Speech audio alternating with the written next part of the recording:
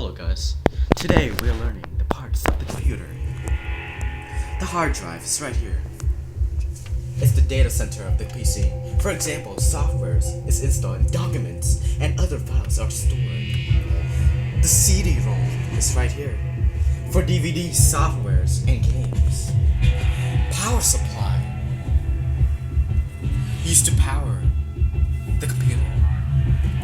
The CPU is right here, baby. It's the brain of the computer. RAM is pretty much the memory. Oh yeah. The motherboard is everything you see right here. It connects directly to every part of the computer, such as the video card and the RAM. Video card, it's right here.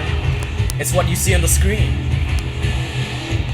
And lastly, the internet card. You use it basically for Wi-Fi.